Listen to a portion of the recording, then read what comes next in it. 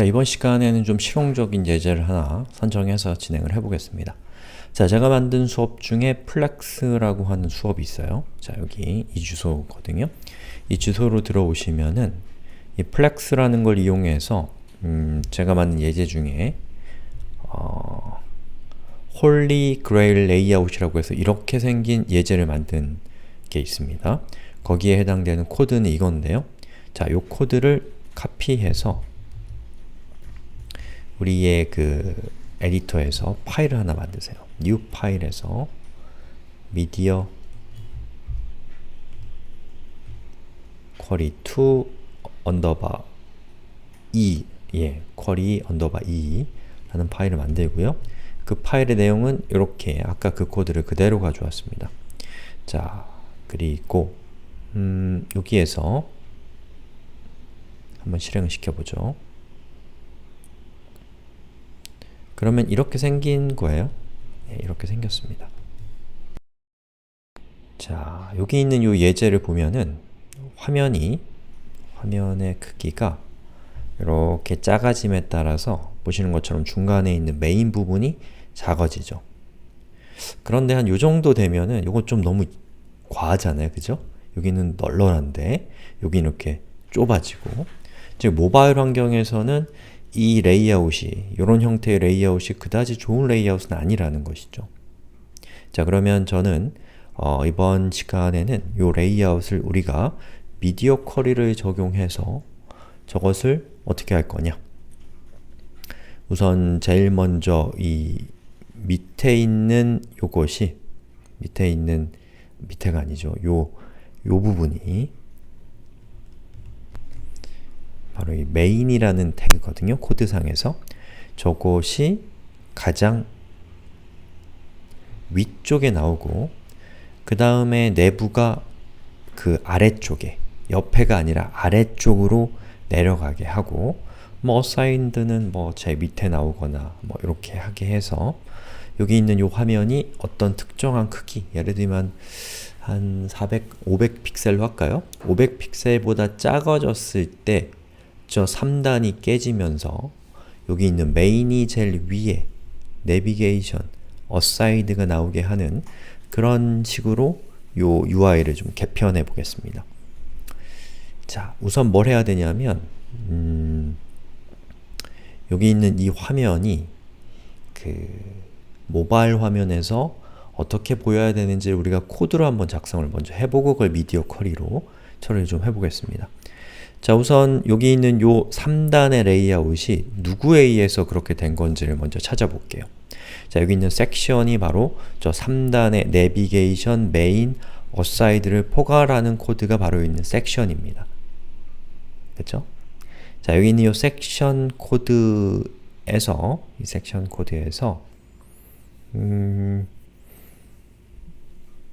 이거에 해당되는 클래스가 아니라 요 CSS는 바로 이 부분이거든요.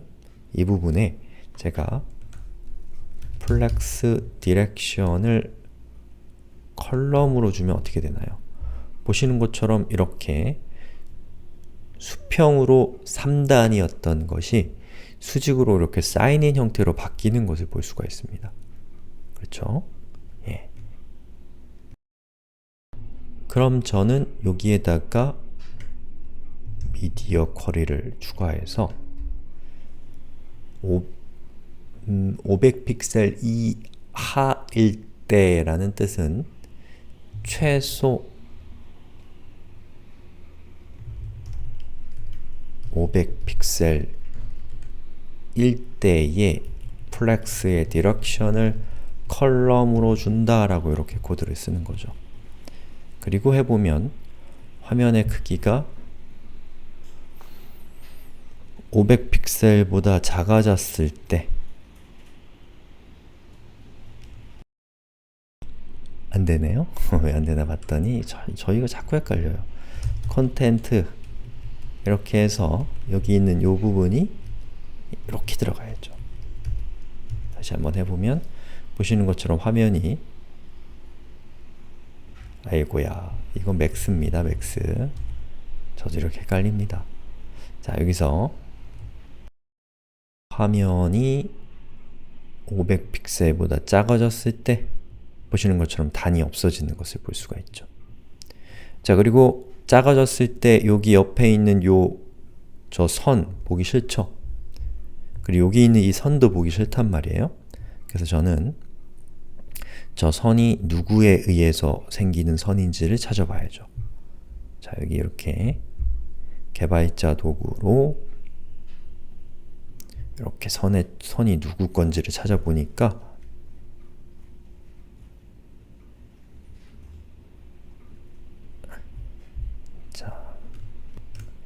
여기 컨텐트 밑에 있는 내부에 border right가 이렇게 있네요. 그러면 컨텐트 내부가 누군가 봐야죠? 요거죠. 그럼 여기 있는 요거를 카피해서 여기다가 갖다 놓습니다. 그리고 오른쪽 선은 필요 없으니까 none으로 처리하는데 적용이 안 되는 이유는 바로 얘보다 위에 있었기 때문에 우선순위에서 밀린 거죠. 그래서 아래쪽에다 놓으면 얘가 우선순위가 더 높아지면서 이렇게 됩니다. 자, 그 다음에 요 밑에 보니까 aside도 똑같은 거네요. 그러면 여기 있는 aside도 여기에다가 넣는데 중복할 필요 없으니까 이렇게 해서 해주고 역시나 미디어 쿼리는 저 밑으로 빼면 보시는 것처럼 저 밑쪽에 있었던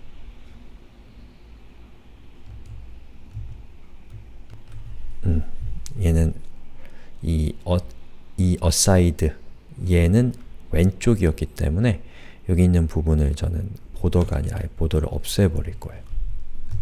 그렇게 하면 보시는 것처럼 얘도 테두리가 없고 얘도 테두리가 없죠. 그리고 가만 보니까 이상하게 자, 여기 있는 내비게이션이 이거 제가 화면을 쪼개겠습니다. 자, 여기 있는 이 내비게이션이 자기 크기는 이만한데 자기 크기보다 더 큰 크기를 쓰고 있습니다. 자, 그건 왜 그러냐면 여기 있는 내비게이션 이렇게 보면은 내비게이션의 플럭스 베이시스가 150픽셀로 되어 있습니다. 자, 이 플럭스 베이시스가 있으면 그렇게 돼요. 그래서 저는 요거를 이렇게 없애보니까 이렇게 되죠? 예. 플럭스에 대한 이해가 좀 있어야 됩니다. 예, 모르시면 그냥 지금 우리 수업에서는 미디어 쿼리가 이런 거다가 핵심입니다. 그러니까 자, 이해가 안 되는 부분은 그냥 마음 편하게 넘기시고 나중에 제가 만든 플럭스 수업을 또 보시거나 하셔서 해결하시면 됩니다. 자, 그리고 이 밑에 있는 부분, 여기 있는 이 부분도 얘가 누군지를 보면은 여기 있는 aside인데 저거의 실제 크기는 ad라는 컨텐트밖에 없는데 저렇게 여백이 있는 이유는 마찬가지로 여기 있는 basis 때문인 거죠. 자, 그러면 저는 여기에서 플럭스 basis를 오토로 바꿔주면 자동으로 그 컨텐츠 크기만해집니다. 이렇게 되죠. 그러면 화면이 커지면 이렇게 되고 화면이 작아지면 보시는 것처럼 이렇게 됩니다. 그런데 제가 여기에 있는 요 컨텐트 중에서 요 내부와 메인과 aside가 이렇게 있는데 그 순서를 메인이 제일 먼저 나오고 내부가 그 다음에 나오고 aside가 제일 끝에 나오게 하고 싶다면 여기에서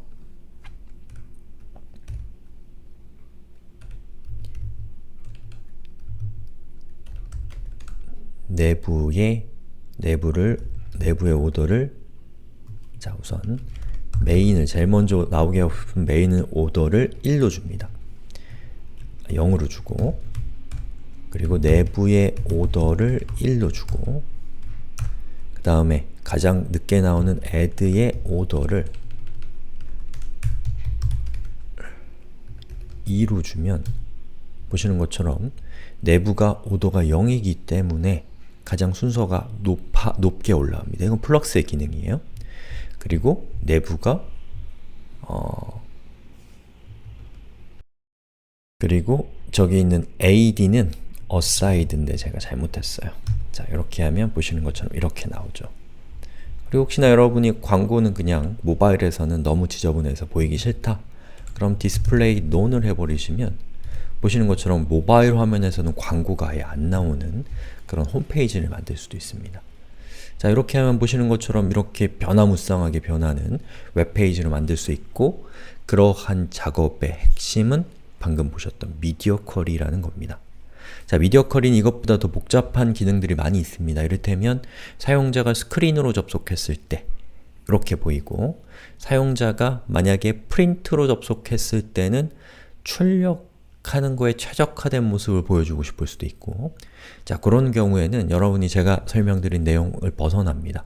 그리고 저는 수업에서 빈도수가 높은 것만 알려드리기 위해서 했기 때문에 여기 미디어 쿼리 저희 수업에서